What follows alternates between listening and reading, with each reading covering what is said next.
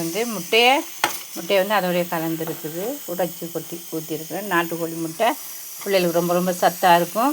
அதே போல் இதில் வந்து முருங்கைக்கீரை போட்டிருக்கிறேன். முருங்கைக்கீரை வந்து தினமும் குழந்தைகளுக்கு எல்லா உணவுகளையும் நம்ம சேர்ந்து கலந்து கொடுக்குறதுனால குழந்தைகள் கண்கள் படிக்கிற பிள்ளைகளுக்கு அயன் சத்து வேணும்.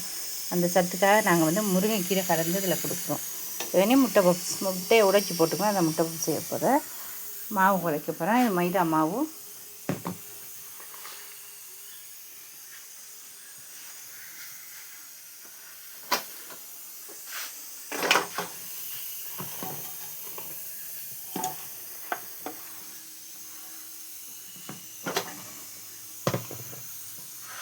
ஐயோ,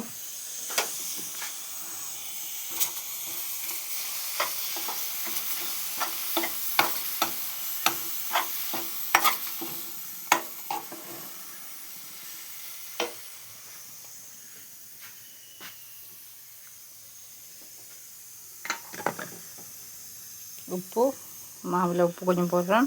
எப்பயுமே மாவு குழைக்கும் போது நம்ம வந்து ஹாட் வாட்டர் போட்டோம்னா நல்லாயிருக்கும். அதில் தயிர் வந்து சேர்த்தா நல்லாயிருக்கும். சீனி சுகர் சேர்த்தா கொஞ்சம் மெதுமையாகவும் நல்லாவும் இருக்கும்.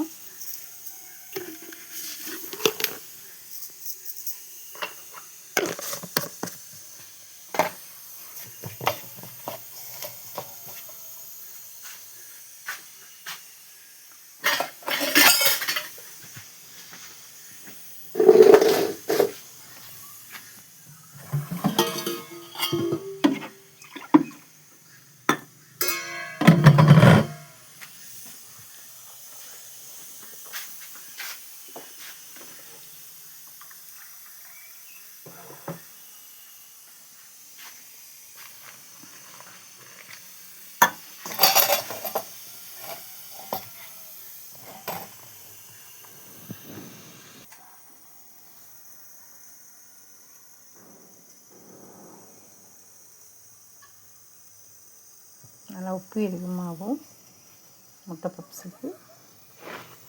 இது வந்து நைட்டில் புரோட்டா செய்கிறதுக்கு இப்போ தான் குழச்சி வச்சுருக்கு. இது வந்து ரவையும் மைதா, உப்பு, கொஞ்சம் எண்ணெய், பால், கெட்டியான பால் கொஞ்சம் சாதுவான சூட்டில் பிணைஞ்சி வச்சுருக்கு.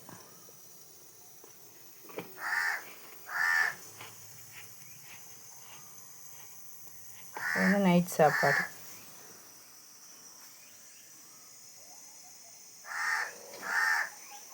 ஓகே நீங்களே, இன்றைய சாப்பாடு இதுதான். ஓகே, எல்லாம் ரெடியாச்சு. இன்னைக்கு 2 மணி ஆச்சு. 2:30 ஆகுது, 2:45 ஆகுது. பேக் பண்ணுறது, முட்டை பப்ஸ் பேக் பண்ணுறதுக்குள்ளே தான் அடுப்பு பற்ற வச்சுருக்கிறேன். மண் சூடானா தான் பேக் பண்ணலாம்.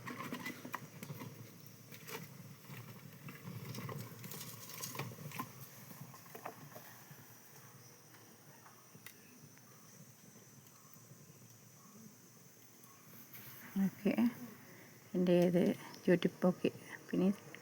இனி பேர பிள்ளைங்க ஸ்கூலில் வந்து வருவாங்க, அதுக்கப்புறம் நீங்கள் வேலை இருக்குது.